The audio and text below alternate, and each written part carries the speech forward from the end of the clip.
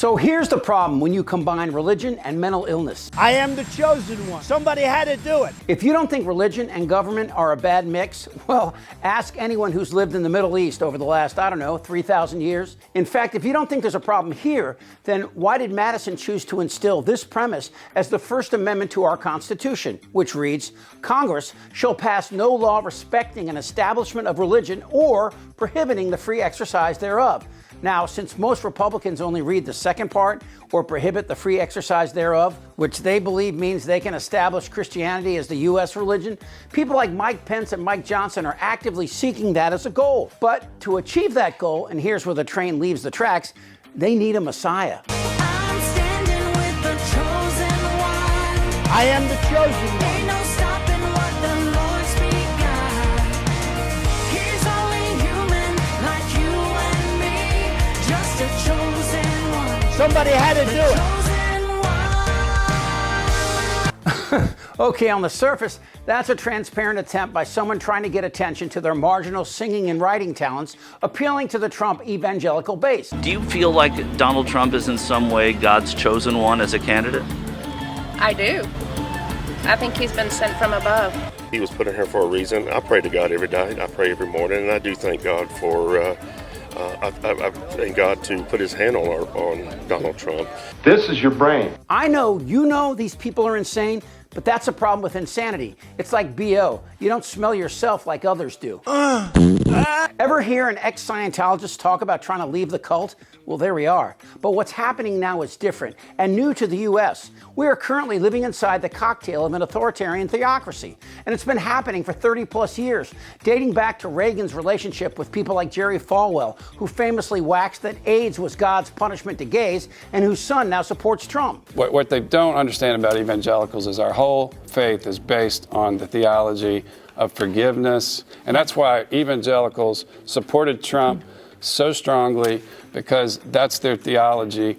And he supported the policies that they thought were important, protecting the borders, cutting taxes. If a man also lie with mankind as he lieth with the woman, both of them have committed an abomination, they shall surely be put to death. So would the real Christian please stand up? Please stand up. The one who wants to block families at the border based on their skin color, or the one who wants to kill gay people? Stand back and stand by. But like the frog in the pot on the stove, the increase in temperature might be such that we are unable to stop it. But how did we go from the 50s Old Testament perceptions to TV evangelicals to this guy? I mean, does it make any sense? This great nation is under attack, and its real leader has arrows in his back.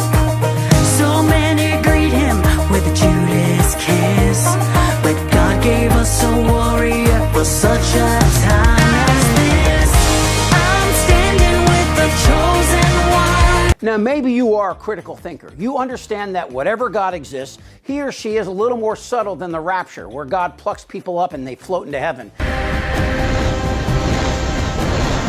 I mean, sure, it would be great if God just came down and held a press conference and hear God stand on the podium, adjust the microphone and say, hey, shut the f*** up. But instead, we have the Republican Party with their version of God, and that brings me back to Trump. I am the chosen one. Trump is simply mentally ill, a narcissistic sociopath that brags about physically assaulting women. Trump is a sexual predator. And has a long and well-documented history of owning not even one Judeo-Christian ideal. And Republicans saw it early. Well, I want to talk to the Trump supporters for a minute.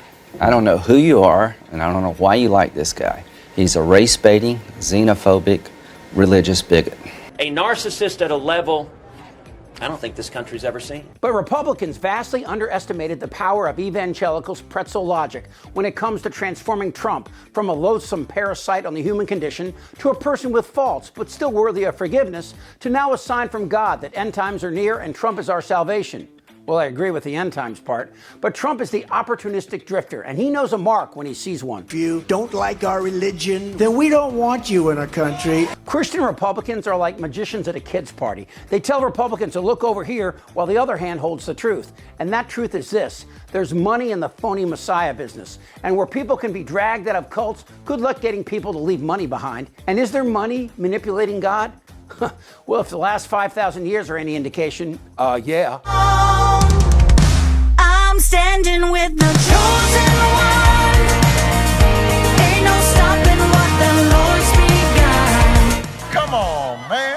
Millions of Americans have swallowed the con that Trump is a sign from above and have used that logic to attack LGBT, women, Muslims, and Hispanics. They're rapists. Of course, the great irony there is that the Hispanics that Trump wants to shoot at the border, Firing missiles from the U.S. into Mexico to go after the drug cartels. How is it that none of these actually came to happen?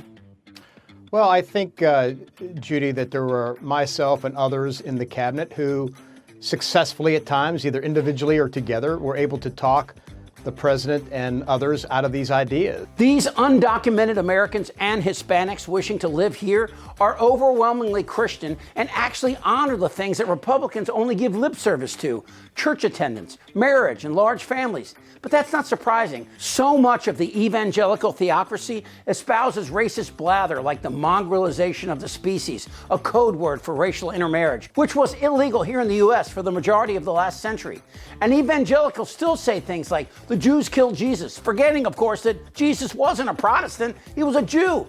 Check this out. You think Jesus really wore a cross around his neck? Maybe the Romans captured him and saw the cross and said, hey, that's a good idea. And of course, Fox News plays right along, stepping into the desire of African-American families to see Santa Claus occasionally portrayed by a black person. Megyn Kelly said there was proof that Santa was white. Dude, Santa's made up, you ignorant twit, but she took it one step further. Move on, because I want to get to this other topic. So in Slate, they have a piece on .com. Santa Claus should not be a white man anymore. And when I saw this headline, I kind of laughed, and I said, oh, this is so ridiculous. Yet another person claiming it's racist to have a white Santa, you know? And by the way, for all you kids watching at home, Santa just is white, but this person is just arguing that maybe we should also have a black Santa. But, you know, Santa is what he is, and just so you know, we're just debating this because someone wrote about it, kids. Just because it makes you feel uncomfortable doesn't mean it has to change. You know, I mean, Jesus was a white man, too. Jesus was white? Have you ever seen indigenous people from the region? They ain't white. And of course, that's bothersome to America's evangelical message. It's hard to explain to Billy Bob in the hills of Georgia that Jesus looked more like Prince than Alan Jackson. How weird is that? And Trump must be getting a kick out of this. That this pustulant, toxic spill of a human with 91 indictments and 34 convictions that cover everything from espionage to treason, from rape to fraud, from robbing a cancer charity for children, repeated documented cases of assault, adultery, and slander. How is this guy somehow the chosen one? Mandatory mental competency test. Where did this version of Jesus go from the guy who heals the sick to this? On Twitter, a lot of the little Twitter trolls, they like to say, oh, Jesus didn't need an AR-15. How many AR-15s do you think Jesus would have had? Well, he didn't have enough to keep his government from killing him. Look, I don't care what people believe. I really don't. But I know what this guy believes, and he's not thinking of you. I can't explain how he got here and why these dim-witted Republicans want to make him the next Messiah. Just don't ask me to get on my knees. Not for this. They're just sick people. They are mentally imbalanced. You have to take out their families. When you get these terrorists, you have to take out their families. But if you really want to make Trump the next Jesus, okay, I'll show up. I'll be the guy with the hammer and nails. Damn right. This isn't their Republican Party anymore. Out of sheer morbid curiosity, I'm allowing this freak show to continue. Am I wrong? You're in a lot of trouble, Donnie. I'm Chip Franklin.